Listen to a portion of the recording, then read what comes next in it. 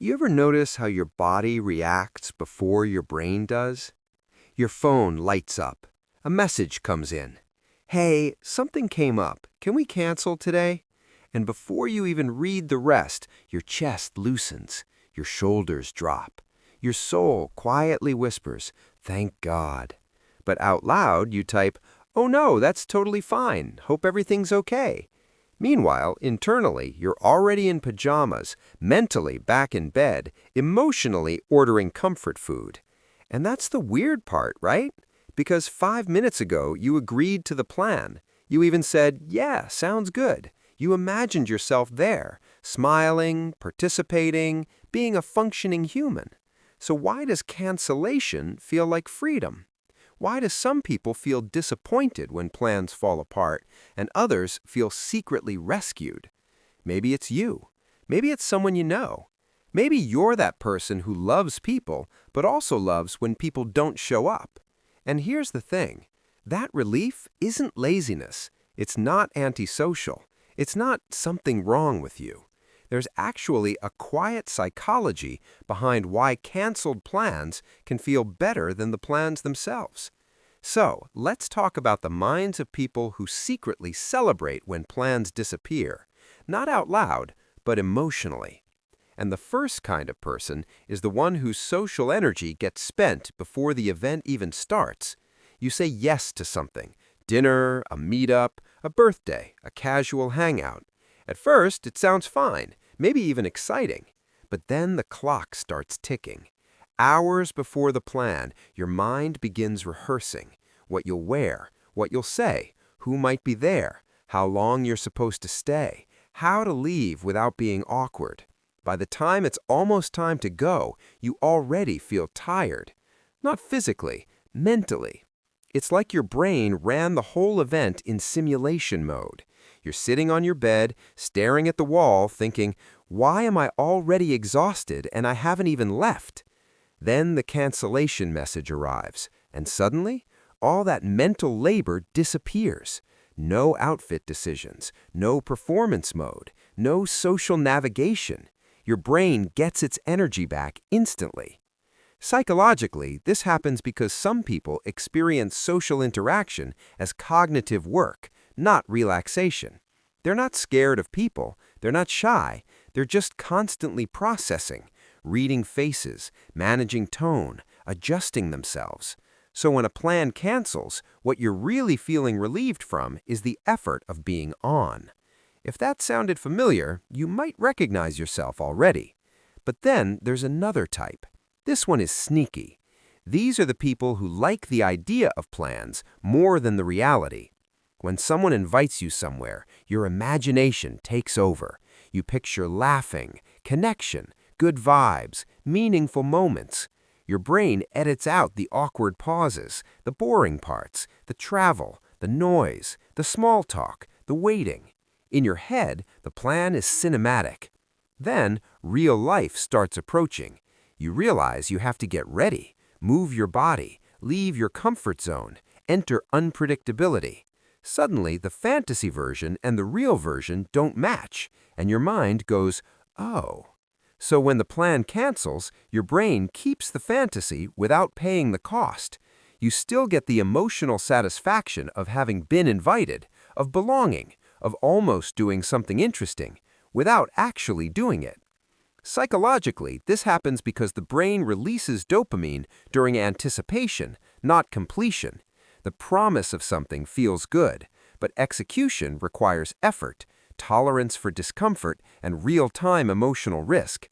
So canceled plans preserve the pleasure and delete the stress. It's like ordering food and then magically feeling full without eating. And some people's nervous systems quietly love that. Now, here's where it gets deeper. Another type feels relief because plans represent expectations. You're not just going somewhere, you're being someone. You're supposed to be fun, engaged, responsive, presentable, emotionally available. Even casual plans come with invisible pressure. You can't just exist, you have to perform existence. So maybe you're sitting at home before a meetup thinking, "What if I'm quiet today? What if I'm tired? What if I don't feel like talking? What if I disappoint them? You're not anxious about the event. You're anxious about who you're expected to be inside the event. Then the cancellation comes, and suddenly you're allowed to be exactly how you already feel. Tired? Fine. Silent? Fine. Unmotivated? Fine. No one is watching. No one is needing a version of you. Psychologically, this connects to people who learned early to adapt themselves socially. They became good at reading rooms, moods, reactions. But that skill comes with a cost, constant self-monitoring. So when a plan cancels, what you're really feeling relieved from is the effort of being on. If that sounded familiar, yeah, that's normal. But then there's another layer.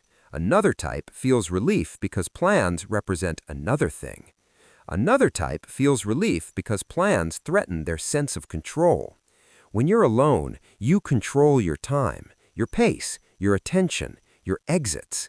When plans happen, control shifts outward. Someone else chooses when things start, how long they last, what happens next. Even flexible people subconsciously register this as vulnerability. You're entering a space where your internal rhythm must sync with external expectations. So before the meetup, your brain is quietly calculating, how long will this trap me? What if I can't leave? What if it drags? What if my energy drops?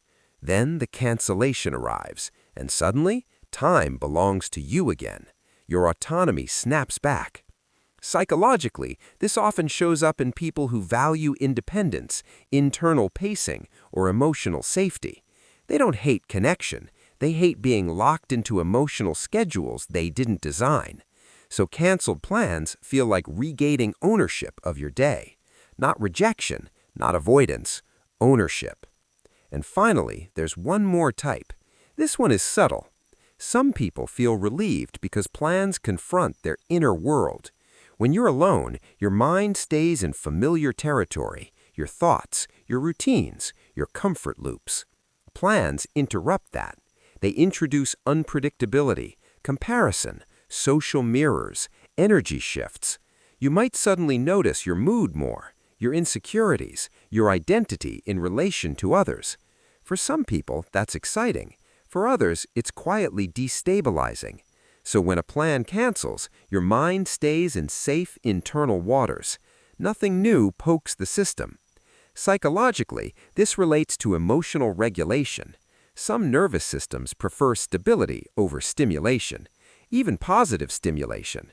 So relief isn't about staying home, it's about staying emotionally familiar. Now, here's the important part. Feeling relieved when plans get canceled doesn't mean you're antisocial. It means your brain values energy preservation, emotional safety, autonomy, internal comfort, predictability, more than novelty.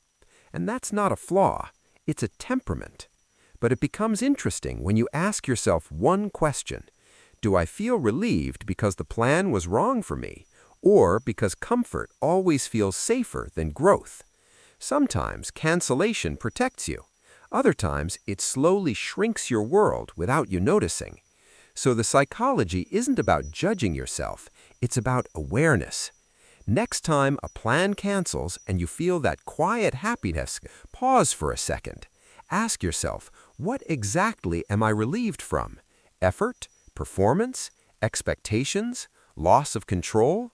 Emotional stimulation? Because hidden inside that relief is information about how your mind actually works. Maybe you're the energy preserver. Maybe you're the fantasy lover. Maybe you're the performance escaper. Maybe you're the autonomy protector. Or maybe you're a mix of all of them. So now I'm curious. When plans get canceled and you smile a little too hard at your phone, what part of you is smiling? If you enjoyed this, you already know what to do. Stay curious, stay observant, and I'll see you in the next one.